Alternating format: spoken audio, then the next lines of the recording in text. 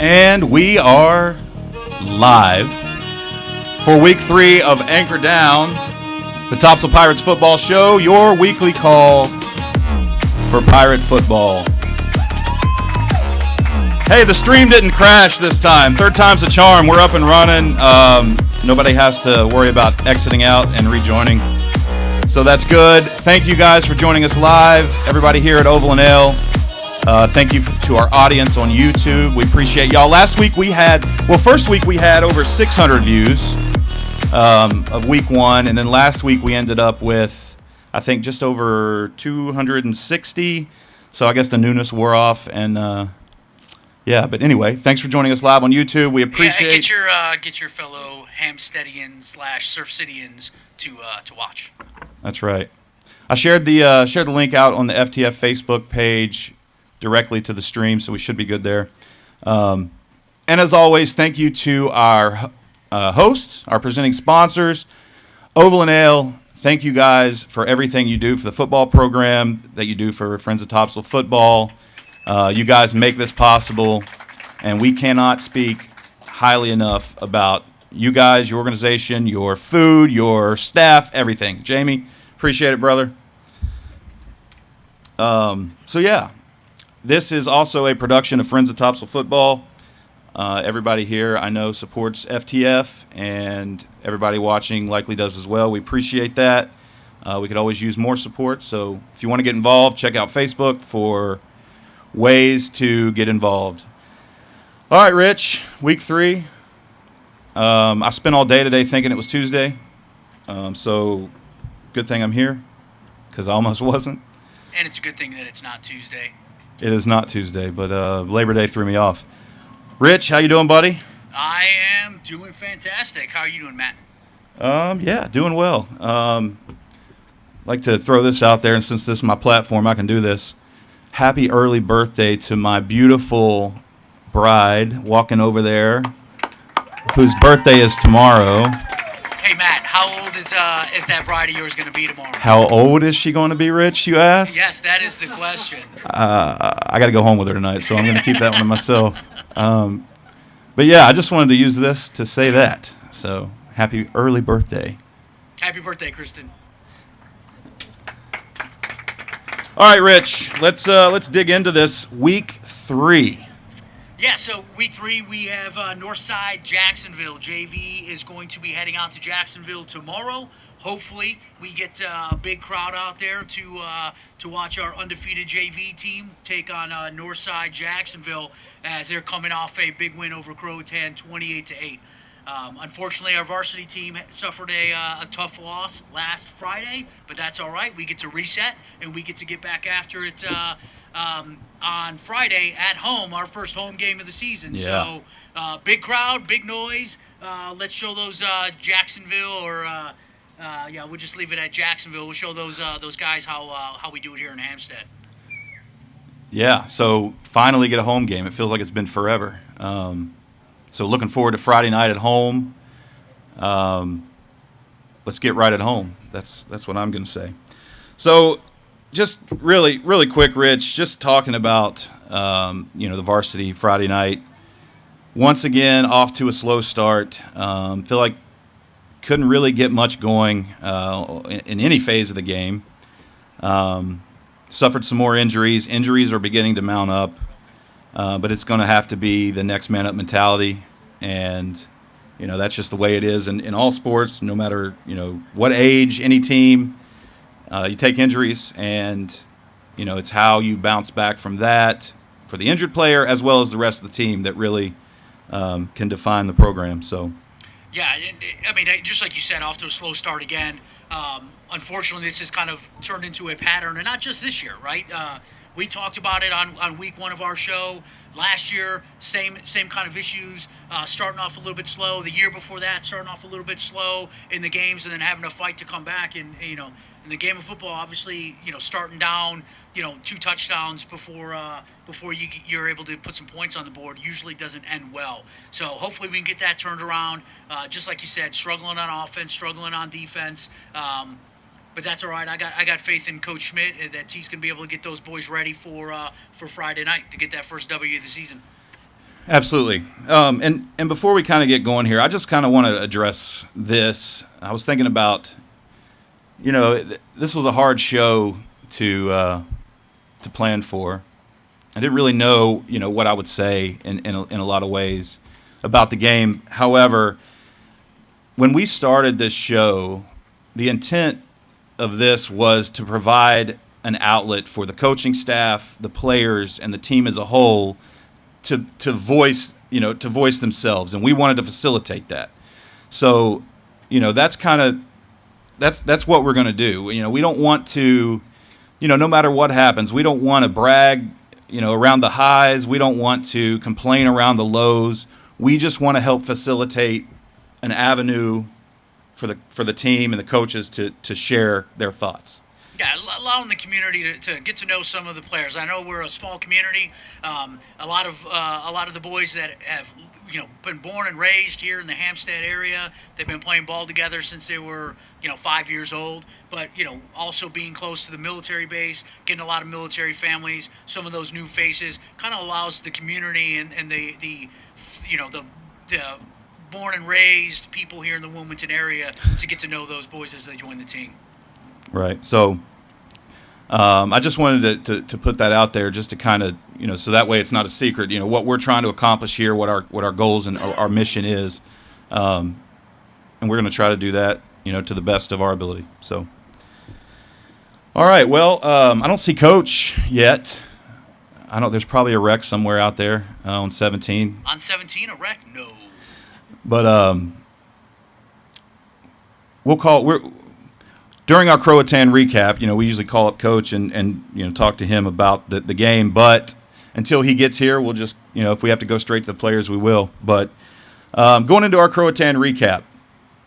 So we started off last week, Thursday night at home, with a 28-8 win versus Croatan. JV really showed out. Yeah, come on. This is an interactive show here. Yeah, and let me just kind of throw something in there as well, Matt. That was that JV game on Thursday. That might, and no knock on any of the boys on the varsity team now or anybody from even 10 years ago, but I mean, I've lived here in Hampstead for 6 years now, and that might be the best I've seen any of our JV teams play. They look fantastic. All aspects of the game. We were able to throw the ball when we wanted. We were able to get big runs. Our defense looked tough. I was pretty excited after that game. I've got a son on the JV team, talking to him afterwards. So it was awesome to see those JV boys get out there and take care of business, and confident that they'll be able to do it again. Yeah. So JV players, if you're listening, those of you here and those of you watching live. We talked about in our season preview that last year's JV team I think they were 6-4, and that was the best JV record in recent memory, if not ever, at Topsail. So you guys got a goal ahead of you to go get. So get over that 6th win this season, and I mean, from what I see on the field, we have the JV squad to do it. Absolutely. Some notable players that I saw in that game, just to recognize quickly. I don't have stats, unfortunately. However, some notable players, quarterback Max Lambert, just dropping dimes all over the field. Nice touchdown pass to Ben Herchag, yeah, I recall. That was a beautiful ball, right on the money, right in stride, right in his hands, and then he was able to bring that to the house. It was an awesome play. Good throw, Max. Good all-around execution on that particular play. Where's Max at? He's hiding in the back. Oh, there he is. Hey, Max. Yeah, like we said, Ben Herchag, some nice catches. He had a real nice grab from Max in coverage. I mean, defender was right on him. Aaron Sander. I called him Austin, I guess, at one point. So, Aaron, I'm sorry, you're not Austin. But one of the quarterbacks' name is Austin, so that's how I got that mixed up. But Brian Ellis, big game on the defensive line from Brian. Bryson Radford, a.k.a. Gator, had some nice tackles in the backfield. And Gavin Switzer out playing on the edge, as well as Carter Raitan, who always shows up. He's always doing something out there.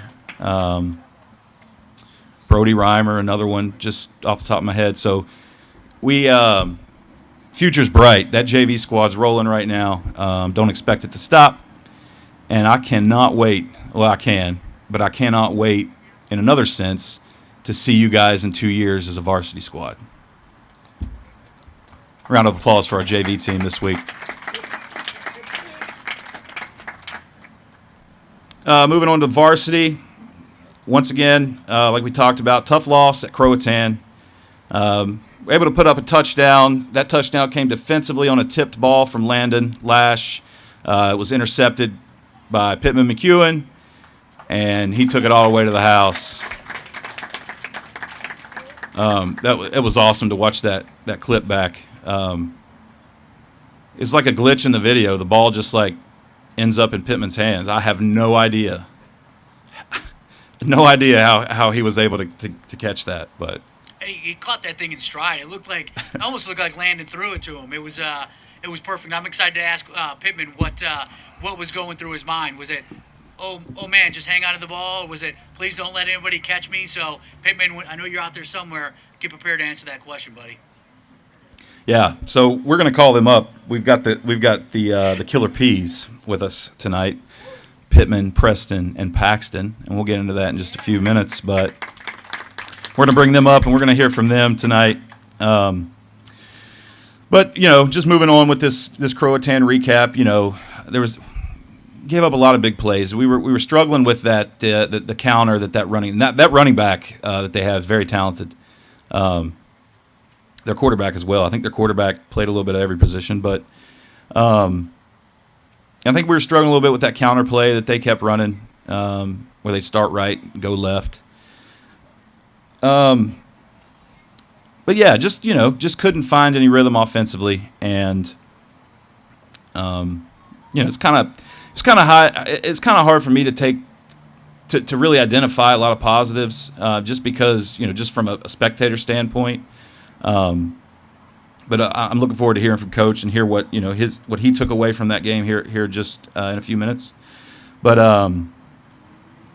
yeah, so just need to see some improvement in all facets of the game, offense, defense, special teams.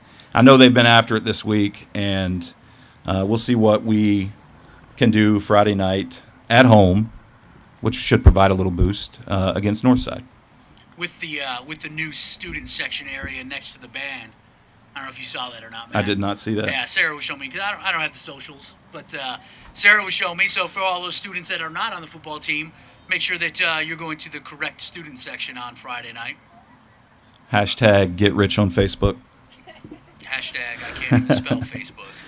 Some notable players from the game Friday night.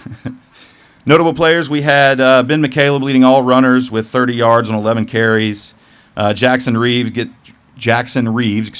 credited with 2 receptions for 13 yards, but he had a beautiful touchdown reception that unfortunately got called back on a bogus holding call, and I will die on that hill that it was a bogus holding call, whether it was not. It's always bogus in my eyes. Anyway. Only when it goes against us. That's right. Landon Lash led the team in tackles defensively with 10 total, 3 tackles for a loss. Jack Waddell added another tackle for loss. And that pretty much sums up the Croatan game. Rich, anything to add to that? The running back's last name was Boucher, which I thought was kind of funny for those of us that have seen The Waterboy. That's right, it was. And that's about where I ended. All right, well. Without further ado, we are going to call Coach Schmidt up to the stage. Coach?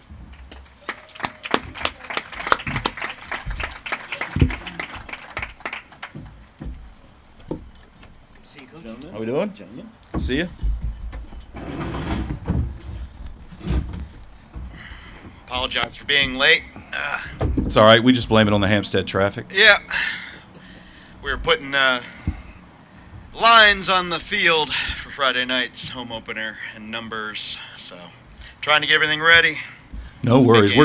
We're excited for Friday night for sure. I know I am. But Coach, to start it off, just, kind of like last week, we'll just open up the floor to you. Share your thoughts on the game, your thoughts on the team's preparation, execution, and really, just what you learned from the week. Yeah. Well, obviously, it was a tough one for us. You are what the score is, right? And so the light bulbs don't lie, and the biggest finger that can be pointed at anybody is the one that I point at myself. And so we weren't ready to play against Croatan. That's pretty obvious. We got to do better as a head coach. We got to do better as a coaching staff. And, that's just simply where we are. And so can't go back and change it. Wish we could, but we can't. And so all we can do is move on. Take our lessons that we learned from the loss, take the positives out of the loss, and move forward and move on to Northside Jacksonville, which is who we're preparing for this week.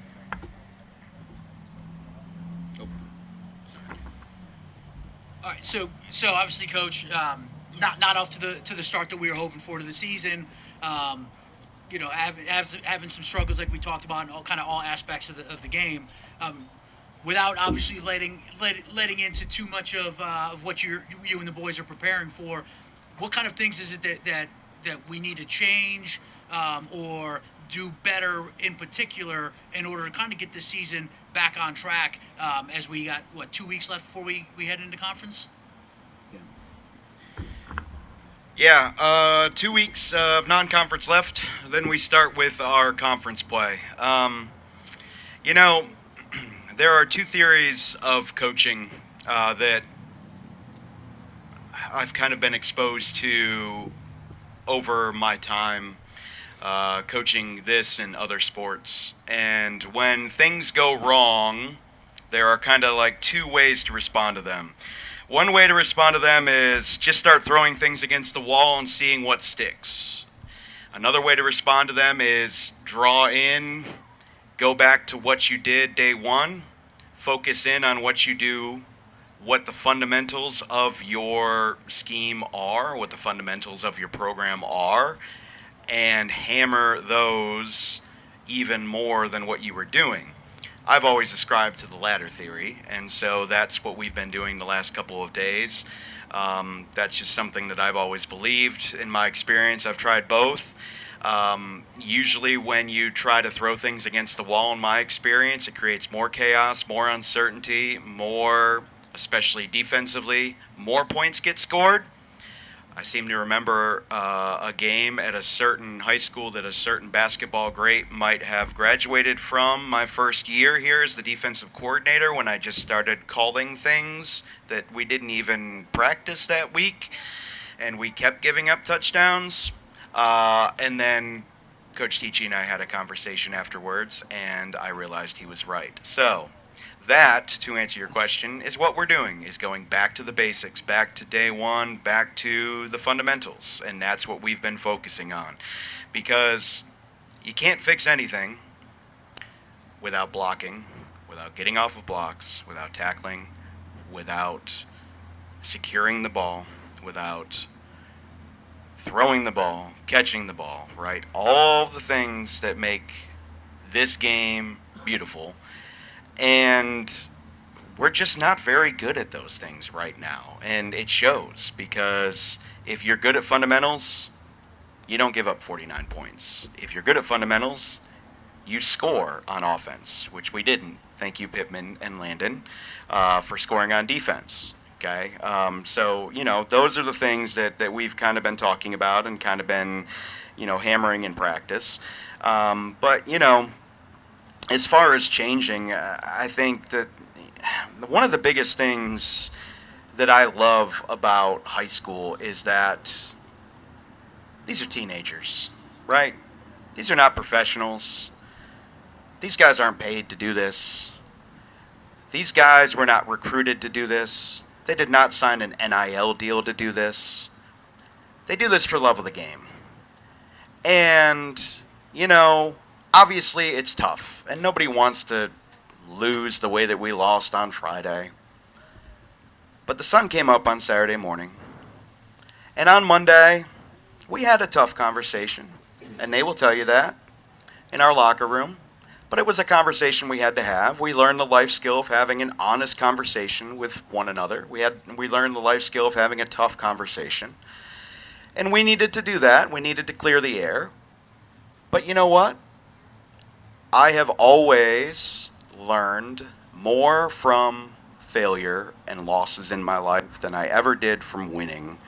And so I'm a firm believer that, yes, I want to win every game that we play, and I want to always succeed. But failure seems to be the best teacher in my life, and so that's what we are trying to use, the lesson, albeit the hard lesson that we learned on Friday, but the lesson that we learned on Friday.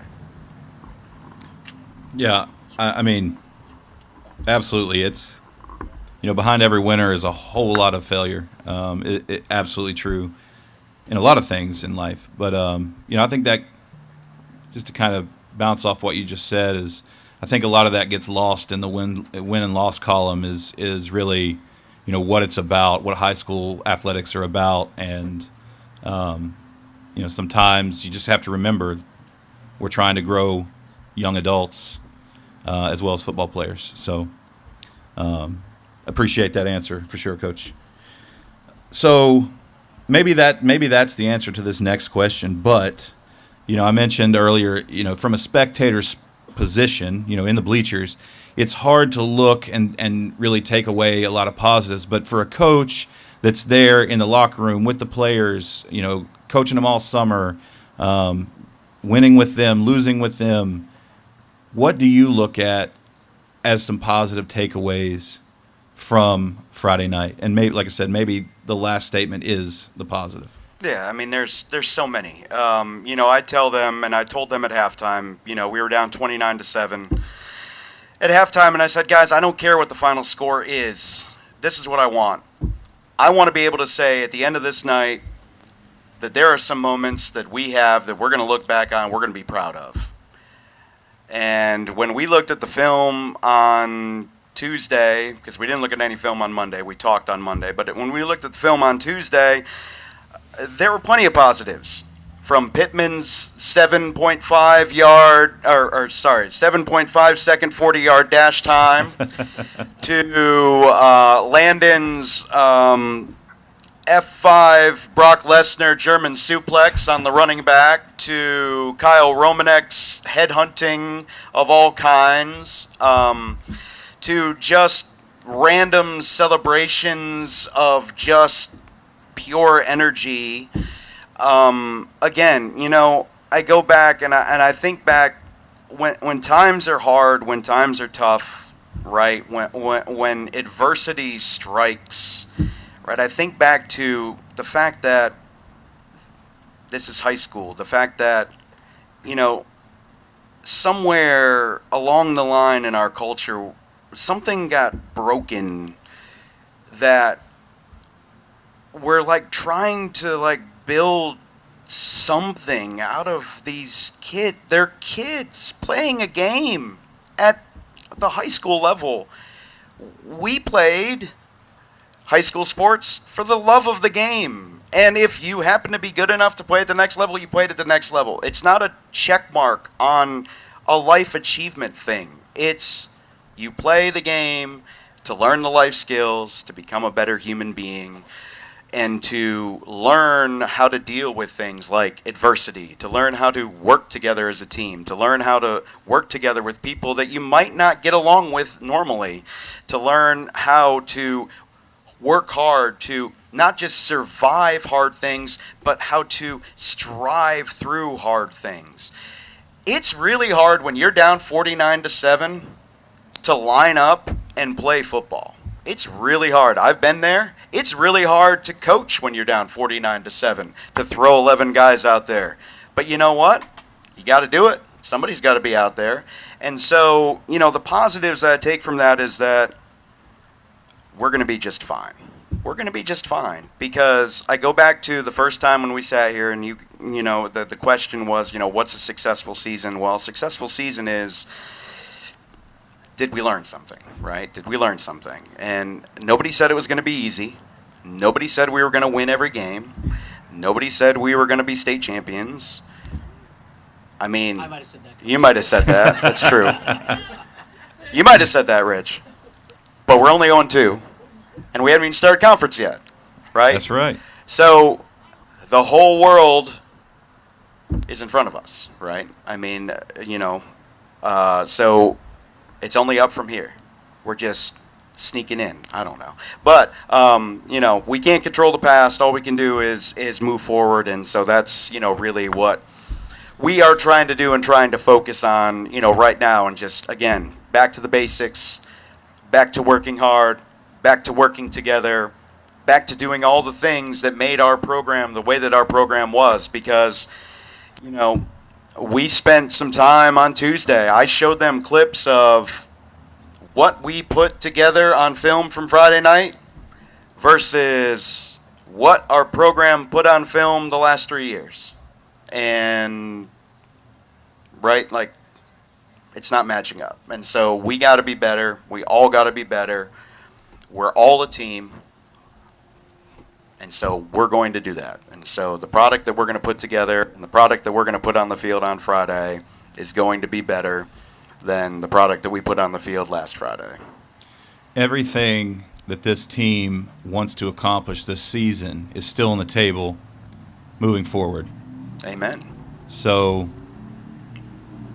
I won't talk to the players, but just me as a spectator again. If the boys get right, get back to those basics like Coach said, start stringing together some wins, everything is still right there for the taking. So let's talk about something a little more bright. The JV squad and how they have started the season. Coach, can you briefly talk about your JV team? We touched on it a little bit, but their performance Thursday night and so far this season, I really believe the future looks bright. The best part about last Thursday night was not the win. The best part about last Thursday night was that every single player that was eligible to play and in a uniform got in the game. And as a head coach, I love times that we can do that because, when you have 105 kids in uniform, it's hard to get all 105 kids in a game, right? And, we had 60 for the JVs. But when there's 60 kids in a uniform, it's hard to get them all in the game. And so not only did we win, but we got everybody in. And so, that's something that I was really proud of as a head coach, really proud of the kids' effort, really proud of how they just seem to just work together, love together. The job that right now Coach Proco and Coach Joyce, who is the offensive coordinator for the JVs, who's our wide receiver coach, Coach Freedy has been a great addition. He's our O-line coach. He's been really having a big, strong guiding hand with the JVs as well. The three of them have just made a huge difference with that JV squad. And kind of the three of them with them on game days, and you can just tell, there's just it's still there. Okay, good. You can just tell just how excited they are to get out there and play and play for one another, and the effort that they're showing and mic change, and just the way that they're out there and performing, and it's just a lot of fun to watch. JV games for me are about, as the head coach of the program, it's about development, and it's about letting the younger coaches have a chance to learn, have a chance to develop, have a chance to learn how to do this whole coaching thing, to learn how to call plays, to learn how to make adjustments, to learn how to to learn how to coach in games. And I'm just kind of there as an advisor and to help out in whatever way is needed, and as a cheerleader, and fill the waters and fix the headsets, which is what I was doing last Thursday. And so I just love watching them just go out there and just have fun playing football, and it's just so pure, and it's just so much fun to watch them win last week. Yeah. Definitely look forward to tomorrow night and really the rest of the season for JV. It's exciting to watch the future, and especially when they're gelling like they have. Plus, I always want to see who's going to have the better celebration, Max or Austin. They try to out-celebrate each other. Something to watch. It is. It certainly is. All right, I think we're good on batteries now. Okay. Gotta Battery's fixed. Got to get my bass back. Okay. All right, Coach. We're going to shift here, and we are going to continue with our Croatan recap. However, we are going to call to the stage the Killer Peas, as we have dubbed them. I don't know really how that came up. I just saw I think a caption on a picture somewhere, and I liked it, so that's what we're going with. So that's permanent now, guys, whether you like it or not. It's there, the Killer Peas. Number 11, Preston Plunkett. Number 52, Paxton Lee. And number 53, Pittman McEwen.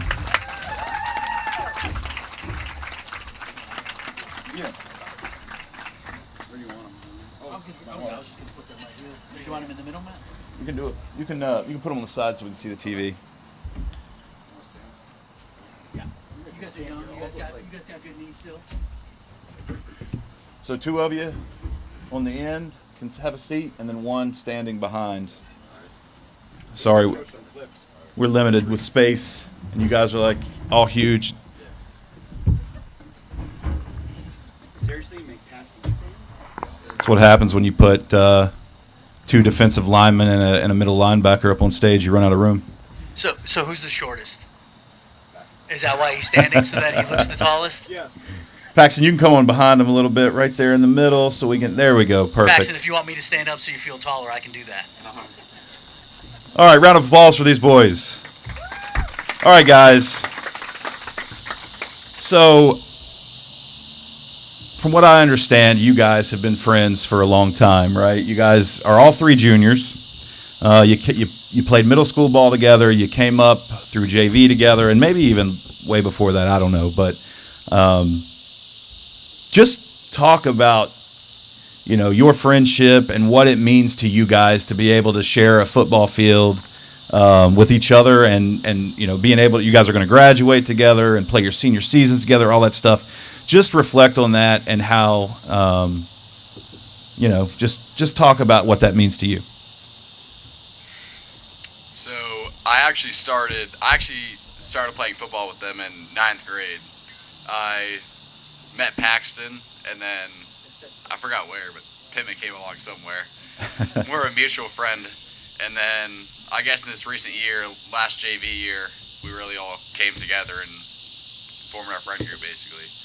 And I think this year our friendship's gonna, on the field, help us play together better, and we'll push each other hard, but we'll still have that friendship. We know that, even if we yell at each other at times, we're gonna come together and play the best we can. Yeah, I would say our friendship really started to grow strong our sophomore year on JV. We had a great season. We knew each other 9th grade year. We weren't great friends. But I think the main thing that kind of built us together is we would go to the field together, go to the gym together, and we just work hard. And that kind of built our relationship, our friendship, and I think that kind of builds a strong relationship with each other.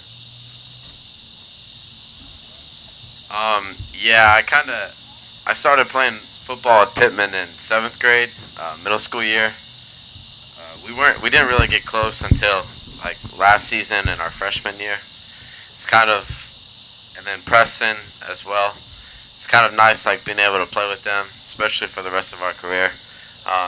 Not just each other, but the friends we also have, like Cam Creech, Ryan Strickland. It's also nice to have them. Everyone's great. All right, I got a question for you, Paxton. All right. So, ever since that I remember watching you play ball, you've primarily been on the defensive line. I know last year you played some varsity on the defensive line. This year, Coach Schmidt has asked that you play some offensive line. Have you ever had the experience playing offensive line? Is this kind of that first year to start doing it? How, what kind of challenges are you having, if any, as that transition from D-line to O-line? Yes, sir. So I've kind of grown up. I've always been a D lineman, but I've also gone to O-line Indy. So that's just kind of my offensive position. So I have experience with it before, but nothing at like this level that we play now. It's also kind of, I learn something new about it every day. But also playing D-line, I'm able to know like what counters, different moves. So I'm able to kind of go off that to understand what I can do to stop the D lineman in front of me. Well, Paxton, you could have fooled me that that's not your primary position, because I watched a little bit of the film back, and we've got a clip here that we're going to show. Look like you're holding your own pretty well. So we're going to play this clip live, and while we watch it once, we'll loop it, and the second time, just talk me through on this play. Now, just preface this was our touchdown pass to Jackson Reeves that unfortunately came back. But I keyed in on this clip mainly because the pass protection that allowed Tyler to have time to throw the ball. So yeah, let's go ahead and roll it, and then I'm going to play it here for you guys live on YouTube as well. So Paxton's number 52, left guard.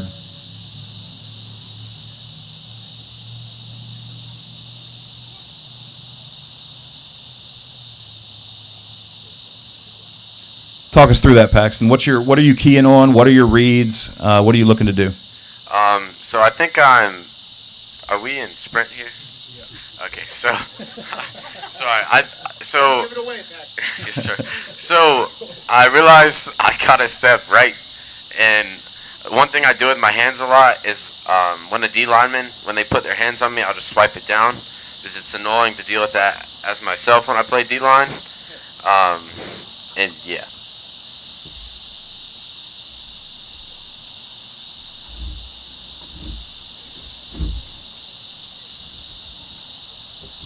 Awesome. All right. Sorry, I had to trying to produce over here and trying to do this over here. So apologize for the pause. All right. Moving on to Pittman here. Pittman, prior to this season, and I'm sorry for not knowing this, have you ever played on the D line? Is that your primary position? I think you played some tight end on JV, if I recall. But just talk to us about what you like about playing on the D-line and how you've grown as a player moving up to varsity this season. I mean, I started playing D-line about halfway through my freshman season. I immediately loved it. Before that, I played outside linebacker. They're pretty similar positions. But I would say, yeah, I grew a lot when I started playing that. I found like a new aggression in myself that I didn't really have, honestly. Yeah, I mean, I've grown a lot, gotten bigger to be able to play varsity D-line. So yeah. All right, so let's pull up this touchdown by Pittman on Friday night, and I already kind of gave you the question I was going to ask, and I already threw out there that thing looked like Landon almost threw it to you. It landed in your arm so perfectly. I look at that and I imagine what would be going through my head, and the first thing I would be going through my head is don't drop the ball. Next thing would be don't fall down. So kind of walk us through this play. What are your thoughts? What are you seeing as this play starts to develop and you realize that you got a green light to the end zone? Well, first things first, I would say I would give all the credit to Landon. He batted the ball down. I just happened to be there. Here's the play, by the way.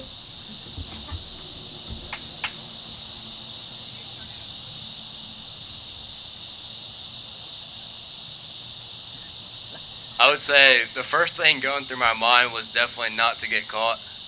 You can see me looking back multiple times. That was definitely on my mind for sure.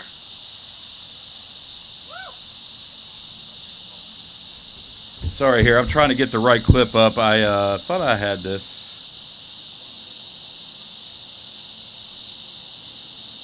Here it is. All right, so those of you watching on YouTube, that's the right clip now. Apologize, rookie up here. So I'll let that play a couple times. Moving on to Preston.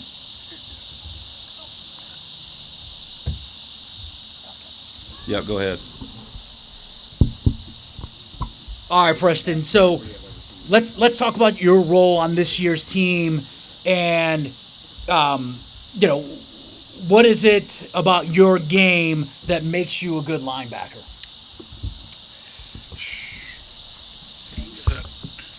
So this year, I feel like I've really had to step up. I mean, last year I felt like I was the leader on JV, but this year it's definitely I've got to step it up even more, and I've got to even more throughout the season. But at linebacker, I think mainly I play the way I play because I see myself as a leader, and I like to take charge of the defense, and I like to make things happen. I like being everyone likes being a good player. Good dude, right? Yeah. Everybody likes making plays, and linebackers one of the best positions to make plays in my opinion. And I don't know. I like the aggression. I like hitting. I don't like just sitting back. Like today, we were gonna wear shorts to practice, but I wanted pants because I wanted to hit someone. All right. I like it. All right, so we've had this clip playing behind us. This is one I found from you. A nice tackle, kind of open field tackle, right? So if you look on the screen to the right at the start, number 11. Play goes around to the right. Preston gets off a block and gets over to make the tackle on the edge. If he doesn't make that tackle, the running back probably goes for another 10 yards, if not all the way. Let me play it for you guys watching on YouTube. So talk to us about that play. What are you reading on, or what are you looking at as far as your keys go? And just talk about that tackle for us. So starting off, always at 5 yards. I'm staring at my guard. That's my main key, and then I'll look at the fullback. I see the guards are pulling from the other side, so that indicates that it's coming to my side. I start getting downfield, and then I see him kind of swoop outside, and then I just shed the guy in front of me and go and make the tackle. Good play, for sure. Thank you. All right, guys. Well, we appreciate you guys coming up here, I should say, tonight. And best of luck Friday night. Best of luck the rest of the season. We're going to be cheering for you, and I can't wait till Friday night when I'm up there with the PA mic and I can shout out some killer P's. So it's happening. Preston Plunkett, Paxton Lee, and Pittman McEwen.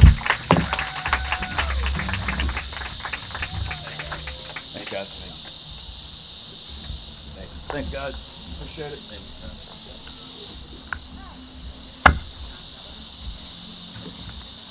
Man, they look like a bunch of killer peas, I'll tell you.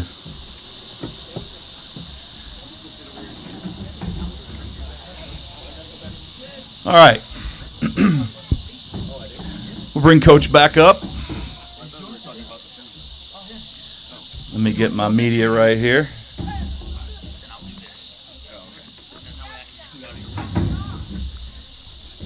For the record, I would like to say that I know that I was just half joking. That was the fastest 40 I've ever seen Pittman McEwen run. I told him that. And Preston won the argument to wear pants for practice today, too. All right, I like it. All right, Coach, we're going to shift into this Northside Jacksonville preview. Oh, I thought we were doing the film. I'm sorry. We're going to do the film after the preview. Oh, okay. Yeah. I'll move back over then. So we got a new segment this week called X's and O's with Coach. We're going to do after the preview. I was supposed to tell you that at the beginning, but I didn't. So I apologize. Because I was late from the painting. I'm sorry. No. But real quick, we'll just go over this preview with Northside Jacksonville. Looking ahead to this week, JV tomorrow night away at Northside, and then varsity finally at home. I know it's only week 3, but it feels like it's been forever. Friday night. So Northside is a 5A school coming off of a 48-27 loss to Jacksonville, who's a 6A team. Northside's production came mostly from their passing game. They had a total of 50 yards rushing in that game, but 261 yards of passing, and all of their touchdowns came through the air. Their quarterback, whose name is Reginald Gray, was 21 for 35 for 261 yards and 4 touchdowns with 1 interception. So they look to be a pass-heavy and very pass-capable team. So shifting from that to my keys of the game, and then I'm going to let you hear from the one you really want to hear from. My keys of the game is offensively take what the defense gives you. From what I see in my limited experience, all these teams play us the same way, right? They load up the box, they bring their safety down, and they sell out on the run game. So, line, you got to do your job, and just take what the offense will give you. We need to get the ball out quick. All right, ball needs to come out of the backfield quick. We need to limit our penalties, especially pre-snap, and defense don't get beat deep because they're going to throw it. So that's my keys of the game. And now we're going to give it over to Coach Schmidt to share his thoughts on Northside, his keys to the game, and anything else he would like to share with us about the game.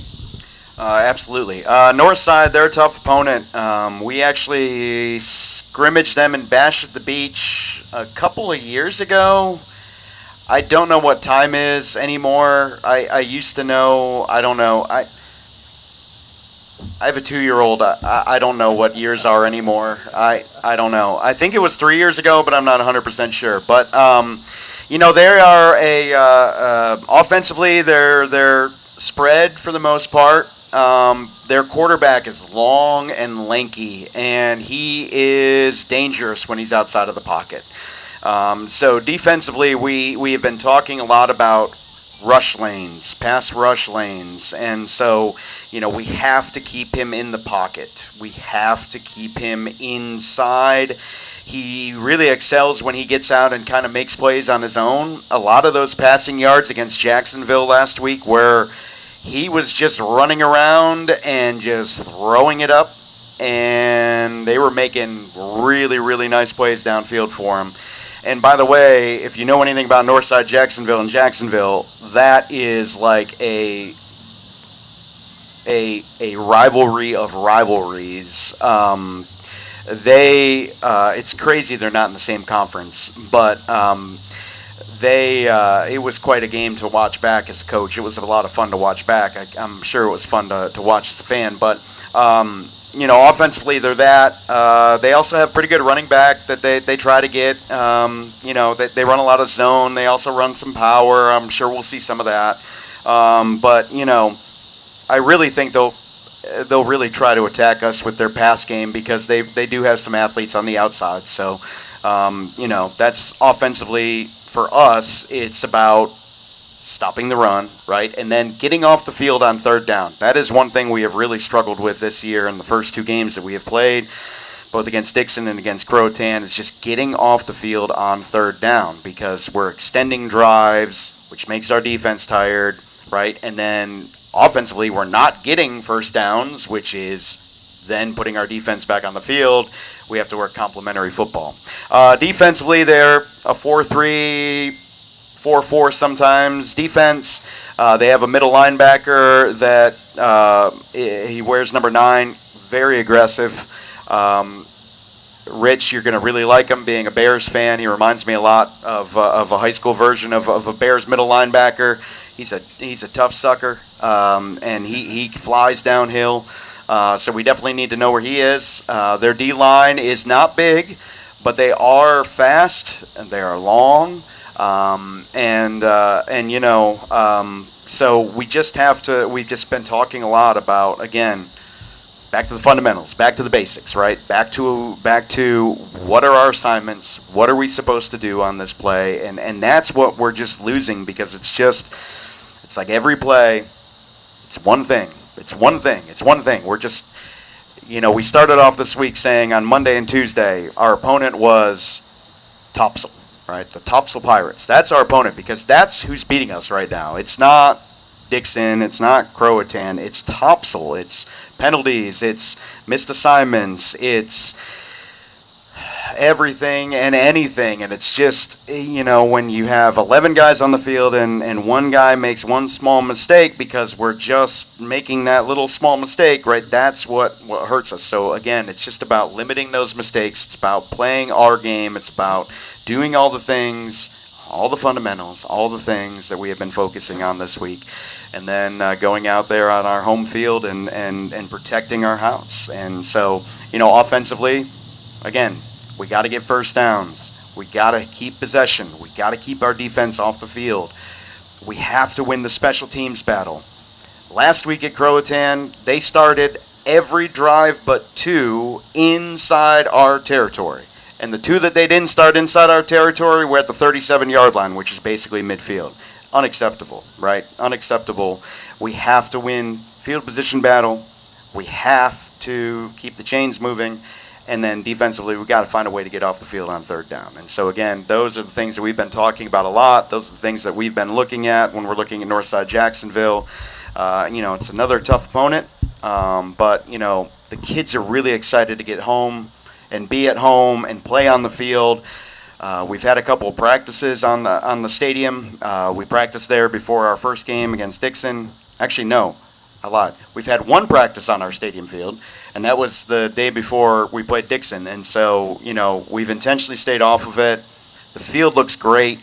I know it didn't look great for most of the summer, but the field looks great. And I just want to thank the efforts of Matt Davis, of Coach Sharp, who's our defensive coordinator, who treats it like his baby. He is out there mowing it 3 to 4 times a week. He is constantly yelling at us if we're not walking on it properly. And he knows a lot more about grass care than I do. And also just, the county, the kids that came out and helped us a couple of different times, and just everybody who's really pitched in. There's a whole bunch of other people who have pitched in with just volunteering their time and efforts. And so the field, don't believe what you saw in the spring. Don't believe what you saw at graduation, because if you've seen it for any of our JV games, and by the time you see it on Friday night, I mean, it really is starting to finally look good again. And so, I'm excited for the boys. I'm excited for our team. I'm excited for our community to finally have a Friday night home game that we can celebrate, and really come together and cheer on our guys. So I saw Coach Schmidt, or not Coach Schmidt, Coach Sharp out there on a Saturday, out there. I don't know if he was mowing the lawn, picking weeds, whatever it was, and I went out there to shake his hand. Probably all the same. Probably all the above. Yeah. And I swear, he goes, "Hey, take your shoes off when you walk, Yep, walk that's right. into my house." You better not be out there with your shoes on. So he's out there, and that field looks great, Coach. Can't wait to see the product on there when you get the boys out there. Sounds like the coaching staff's got their hands full getting them ready. Kind of a different look offense. All 3 weeks to start the season. You got the run-heavy Dixon. You got the well-balanced Croatan. Now it seems like a little bit more of a pass-happy Northside Jacksonville. So excited to see what the boys bring out there on Friday night, Coach. Yeah, going to be a lot different next week after that, too. But 1 week at a time. All right, so we're going to go into this last segment. This won't take long. We've identified, or coaches identified, a few plays, and surprise, surprise, a lot of them are the ones that we've already played. When I was planning for this show, I had identified some plays, and then I said, "Hey, Coach, what plays do you want to cover in X's and O's?" And sure enough, he sent me 2 of the 3 that I already picked out. So anyway, we're going to hear it from Coach's perspective this time, so should be some good insight. So, Coach, we'll start with the first play is the interception, pick six, touchdown. I'll play the clip, and you can share with us X's and O's. Okay.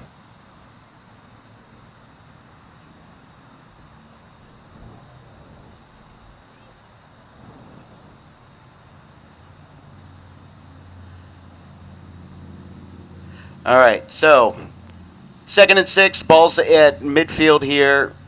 So we're rushing 4. Okay, so I want you to first look at, on the right side of your screen, number 45, Landon Lash, because he's the whole reason this play happens. because he bull rushes number 77, who's the left tackle, pushes him right down into the pocket, gets off of him, tips the pass, and Johnny on the spot, number 53, Pittman McEwen, steals it away from sophomore number 99, Barrett Price, in his first varsity game. Pittman, you dirty, dirty dog, you. You stole that from him. Look, he even reached his hands out. But, look, pause it. Oh, you can't pause it right there, can you, Matt? Oh, I can pause it, yeah. Okay. Can you pause it when, like, Pittman's at, like, the 10? Oh, when he's at the 10? Yeah, when he's at the 10. I just love seeing the pure, like, enjoyment. Like, look, you got Caleb Holland down here. He stopped windmilling just to put his hands up. Preston Plunkett here, number 11, right? Wade's trying to get his one shoulder to go up. Barrett's like, oh, he stole my touchdown, but I'm celebrating. Brody Stanton has got his arms up. Ross Anderson is trying to figure out what's going on, right? And then everybody else is just excited. Okay, I mean, just a great play for our defense. And I told them, I mean, we went through all of last year. We scored one defensive touchdown last year in 10 games. I'm like, guys, that is rare. You don't score a lot of defensive touchdowns. I mean, that is a very rare feat. So for that to happen, I mean, that's just a great celebration for everybody. And, again, Landon tipped it. Pittman caught it, but Barrett was also there. Brody was on his way getting there, right? Our whole D-line was in the backfield. I mean, it takes the whole team there. We made some blocks on the way. So it was just a total team effort. Great play. All right, moving on to the next one, Coach. Is this the one that's going to get me fined? Or is this the one that's going to get you fined? Me fined? I can't pay. Oh, okay. Well, no, this is the touchdown that got called back? This is the touchdown, Vickers to Reeves. Unfortunately, what a pass. It was a great pass. Unfortunately, comes back on a penalty, but here we go.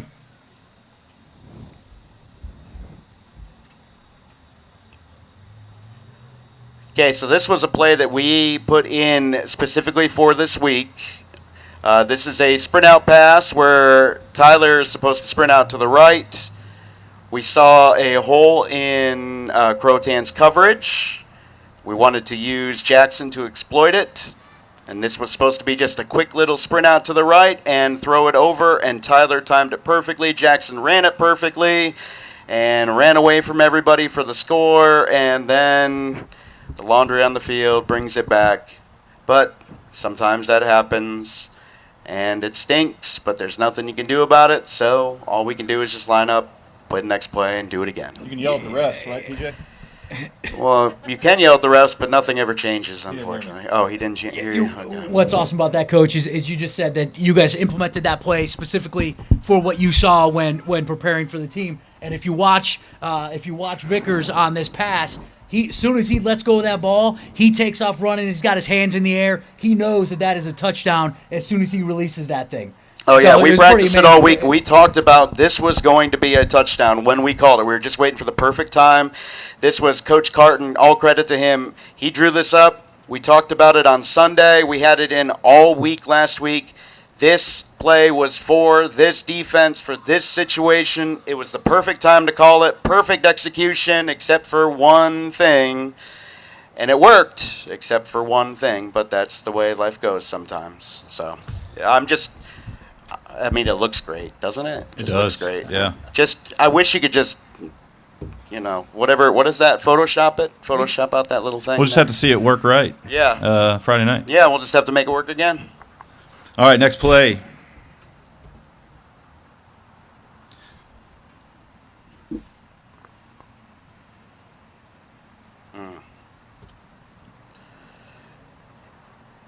Okay, so we talk a lot about our defense. We talk about trying to get 11 hats to the ball. We talk a lot about you need to be hungry to play defense, right? We talk a lot about the slowest line doesn't get to eat, right? In this case, okay, this is about defensive football. Jack Waddell's mad at himself, but he shouldn't be because he's the one who slows up the running back. Landon, number 45, is the beneficiary here.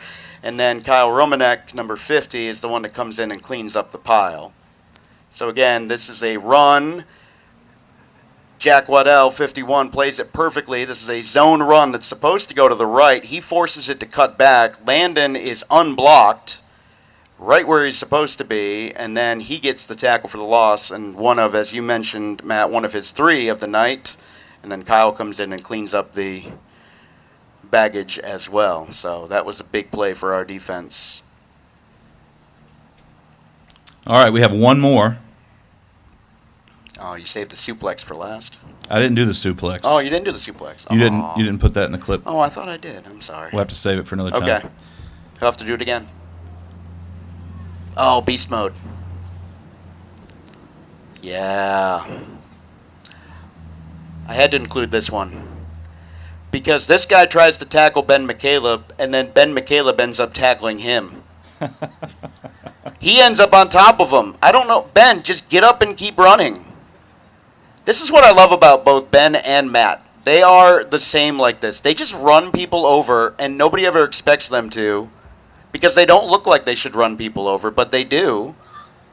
And then, like, he gets up, and I bet Ben is saying, like, hey, man, I'm sorry I ran you over. Hey, are you okay? Are you good? Can I help you up? Also, I want to point out, look at that block that number 52 gets. Look at Paxton Lee right there. Yeah. He pulls. Look at this pull. There's nobody there. He's like, I'm going to hit that guy. Okay, good. One of our few good runs from Friday night, so yes. Beast mode.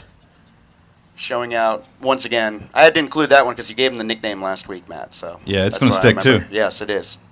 I have to find one for Matthew, too. I have one in mind. I'll save it for next week because he's going to ball out Friday night. I have no doubt. All right. Well, that takes care of that segment. I hope everybody enjoyed that. I did. We're going to keep doing that weekly. But that's going to wrap up tonight. We want to remind everybody, Thursday night at Northside, we said it 1,000 times. Friday night at home, 6 o'clock tomorrow, 7 o'clock Friday. As always, FTF needs volunteers. Check out Facebook, and there's a Google Doc there that you can use to sign up to participate in our game day activities. You get in free to the game, by the way, if you volunteer. Follow us on Facebook. There's a Twitter page, Instagram, and YouTube, so you can go back and watch this live if you'd like. Rich, I'll let you thank everybody and provide the last word. Yeah, so again, thanks everybody for coming out. Thanks, Coach, for coming up here and talking to us. I really like the going over the plays. I think that's great. It lets the families kind of get a little bit of insight as to what your thought is. But again, cannot hammer home enough what Matt said about volunteers. Right now, we do not have enough volunteers to run the huddle for JV tomorrow. So unless we're able to get those volunteers, there will be no huddle for JV. So if you're available and you can make it out to Jacksonville tomorrow, sign up and we'll show you how to do that. Other than that, again, everybody have a great day. We'll see you back out here next Wednesday, and go Pirates.